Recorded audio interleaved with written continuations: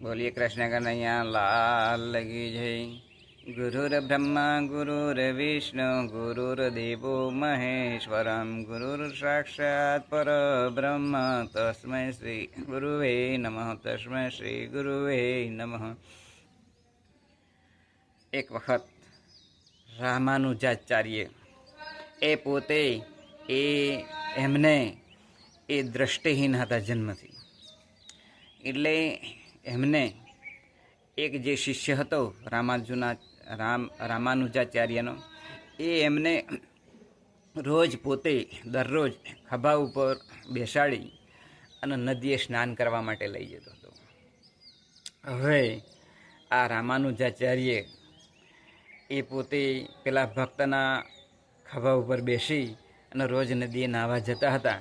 અને ત્યાંથી એ સ્નાન કરે નદીની અંદર, ત્યાર પછી એ ભક્ત પાછો પોતે ખભા ઉપર બેસાડી લાવે અને એમના સ્થાન ઉપર મૂકી દે. આમ એમનો નિત્યનો ક્રમ હતો. એટલે એક વખત એમને એક ભક્ત મળ્યા અને એમણે કહ્યું કે તમે જે સ્નાન કરો છો એનાથી તમારો દેહ શુદ્ધ થાય છે, પરંતુ તમારું મન શુદ્ધ કરવા માટે તમે શું કરી શકો?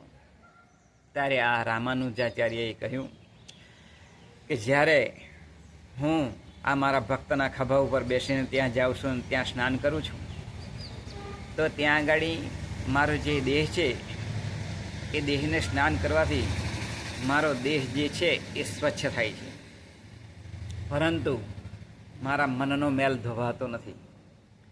એટલે નિત્ય હું રોજ એ ભગવાનનો જે સત્સંગ હોય એ સત્સંગ સાંભળું, ભગવાનના લીલા ચરિત્રો સાંભળું અને મારું મન સહેજે સહેજે એની અંદર હું પરોવેલું રાખું.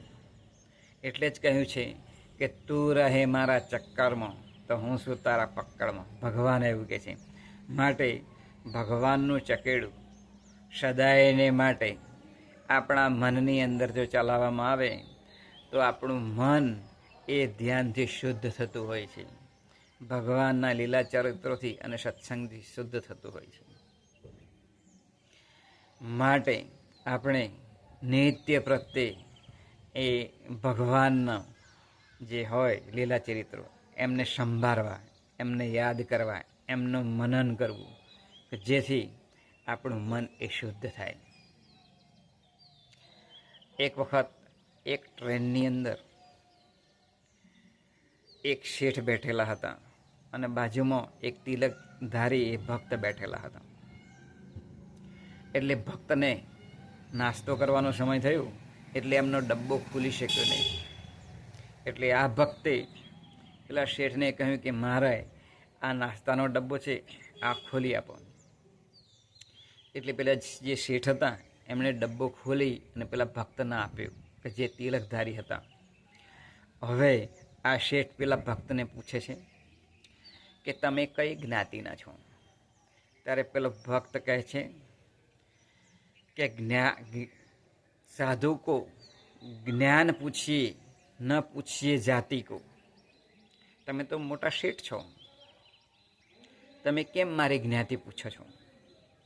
ત્યારે આ ભક્ત એવું શેઠને કહે છે, પણ શેઠ કહે છે કે કેમ તમે તમારી જ્ઞાતિ કહેતા નથી?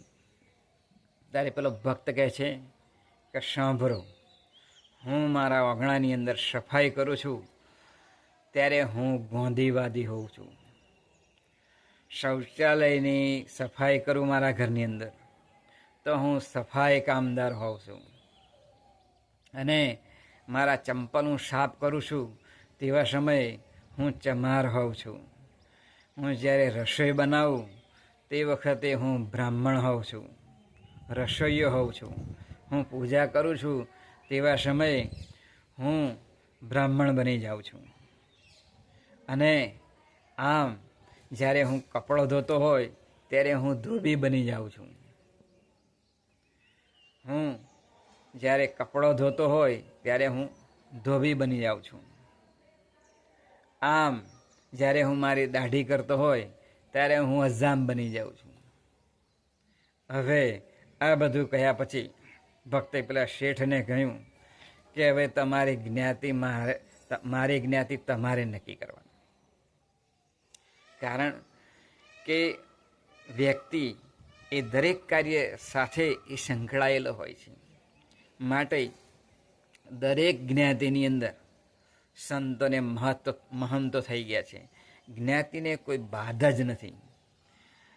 જ્ઞાનની અંદર ભક્તિમય જો જીવન હોય તો એની અંદર વૈરાગ્ય ભળે, અને વૈરાગ્ય ભળે એટલે જ્ઞાતિને કોઈ બાધા જ નથી.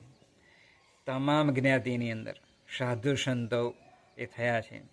માટે ક્યારેય પણ કોઈની જ્ઞાતિ પૂછવી નહીં. કારણ કે આપણે આપણા જીવનની અંદર સર્વે કાર્યની અંદર સંકળાયેલા હોય છે. એટલે આપણે બધી જ રીતે એ તત્પર રહેવું પડે. એટલે પેલા જે શેઠ હતા એમને સમજાઈ ગયું, અને એમણે હાથ જોડ્યા અને કહ્યું કે ભગત, મારી ભૂલ થઈ જઈ, તમે મને માફ કરો. ત્યાર પછી આ ભગત જે હતા એમણે કહ્યું કે ખરેખર ક્યારેય પણ કોઈના જીવનની અંદર એ જ્ઞાન પૂછો, એમની અંદર કેટલું જ્ઞાન છે, અને એ પ્રત્યે આગળ વધો તો આધ્યાત્મિક જીવન જીવાય. ભગવાનના લીલા ચરિત્રોથી આધ્યાત્મિક જીવન જીવાય. ભગવાનના માર્ગે આગળ વધી શકાય. તો ભગવાન સદાયને માટે દરેકને પ્રેરણા કરે છે, બળ આપે છે, બુદ્ધિ આપે છે, જ્ઞાન આપે છે અને શક્તિ આપે છે. ભગવાને દરેકને સરખી બુદ્ધિ આપી છે, પરંતુ એ બુદ્ધિનો ઉપયોગ કેવી રીતે પોતાના જીવનની અંદર કરવો એ ખૂબ અગત્યનું છે. માટે આ મનુષ્ય દેહને આપણા જીવનની અંદર સાર્થક થાય અને ભગવાન પ્રત્યે રુચિ વધે એ અંગે સદાયને માટે આપણું જીવન શુદ્ધમય બને, મન શુદ્ધ થાય, જેમ રામાનુજાચાર્ય શુદ્ધ કરતા એમ. એ જ આજના શુભ દિને પ્રાર્થના બોલી. કૃષ્ણ કનૈયા લાલ.